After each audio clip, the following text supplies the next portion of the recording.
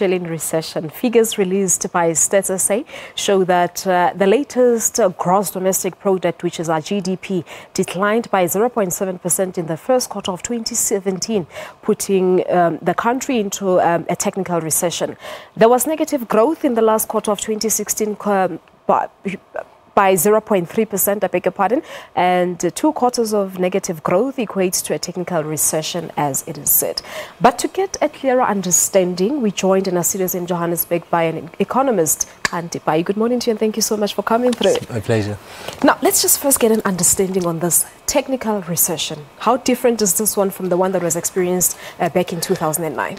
Look, recessions are recessions, right? They just denote slow growth or decelerating growth or actually contraction in the economy or GDP, as you were saying. And the technical part of it is just to say, you know, people want to show you exactly that this is the way we measure it. Because there are different ways of describing something like that, where we can see, obviously, output, we're not producing as much, we're not doing as well in terms of economic activity. And then people want to talk about a recession because I suppose the word is useful to politicians, to other people, to give us a sense that we are in trouble. And so some people would not have said we're in recession in the past year or so, even though we did see negative growth. So people then want to say, look, technically, if you want to really be technical about, then we will talk about 2 consecutive quarters of negative growth, as it were. But is there really a reason to start panicking now, especially as consumers, maybe, and ordinary South Africans? Look, I think this is something that has already happened. So this contraction is from the first quarter, right? And even the previous quarter, I've seen contraction. So people have been actually experiencing these difficulties. We even see it in the unemployment numbers. You saw last week that, you know, people are actually losing jobs. So we have 27% of unemployment. And so really, this is just to confirm what people have already been experiencing. And we actually want to put it in numbers and say, look, this is actually not just people sort of telling each other stories about how difficult things are in the economy, but actually this is the reality. The reality of it. And so people don't have any cause to panic because actually they're already in it. I think we should panic though if this continues in the way that it has been going, that we have not actually done anything to try and actually reverse this kind of time. Now, is it likely to continue? I'm reading reports this morning that Finance Minister Malusi Gigaba is planning a meeting very soon with business leaders to make sure that there is growth within the economy. So are we likely to see changes maybe?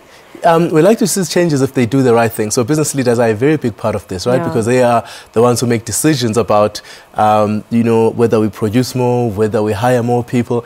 And if they feel that actually we are on the right path, because one of the things that's also been told is the idea that there's low consumer and business confidence. So people are not feeling strong about acting in the economy, buying houses, buying cars, and not feeling about investing in the economy.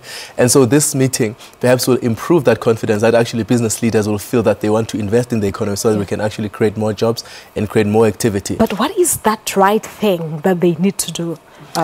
Well, I mean, I think the minister has to give them a sense of where we are going as a country. I think there's been a lot of noise that's very disturbing to lots of us. You don't have to be a business leader to feel like you are a little bit unsettled. So a little bit, as people are unsettled about what the future holds, and so they are holding back a little bit. So people need to be a little bit more open, make sure that they open more stores, that they actually open their plants for manufacturing, and they put more money into business so that actually business can thrive. And I think in a sense, you know, the minister has to talk to them in a sense that they feel that they actually can do that. That policy will be stable, that we are not going to run into more problems as we've been saying. So you must see more discussions taking place. But in Njewena, as an economist, are you positive that things will turn out for the best in the future? Look, I'm a bit concerned, you know, because there are things that we should have been doing a long time ago that we haven't been doing. And I think those things have to come into the fore. We have to see some dramatic changes. I think for a long time we've been talking about these things. I mean, I don't have to tell you because I'm sure you've heard a million times. And South Africans also know what the problems are. We need to start fixing them. Otherwise, if we don't do anything like that, then we're going to stay in this It's very worrying. Look at the unemployment rate, 27.7%. That's a huge number. It's a huge number. I think especially if we look at it in terms of the numbers of people, the percentage is one thing. But to look at the actual millions, numbers, the millions of people. Look at the unemployment rate amongst the young people. The young people, over 50% of young people are actually out of work. So half of it. So the millions of people that we have a hope of in terms of the future are sitting at home actually following the sun. And they're not in training, for example. thought sometimes we want them to be in training to get skills. But now they're sitting at home, really not being trained, not working on internships, and actually getting more and more depressed. And that has all sorts of implications, as we know, in terms of the future. Now, of course, now stats are saying that the largest negative contributor to the GDP stats is mainly trade, catering, and your accommodation industry, which went down by 5.9%. But will it be fair to blame the current situation on the political environment? Look back to the cabinet reshuffle. Look at the emails that are being leaked now. Look, it's a number of factors. It's always unfair to just say it's one thing. But as I say, the political sphere is particularly important because of the way it makes people feel about their country, how they can produce, so that, that confidence is a big thing. But of course, there are global factors that are not in our control. There's certainly bad decisions that we've made in the past. So there's a number of factors that we need to fix. There's sort of stuff about the legislation that we have in the country. There's even things about the type of investments that we've been making that are actually not, giving us the right results. So there's a number of things. It's never one thing, but we've got to attend to every single thing. And I think that has been where the mistake has been. All right. No, but I believe the message is that our consumers should start tightening their belts.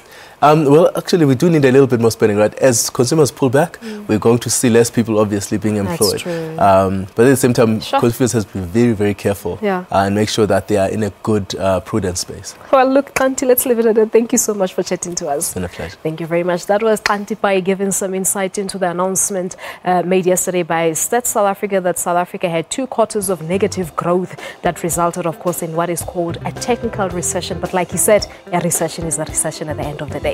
Let's quickly take a break here on Morning Live. When we come back, it's straight to KZN. That is where Leanne is this morning.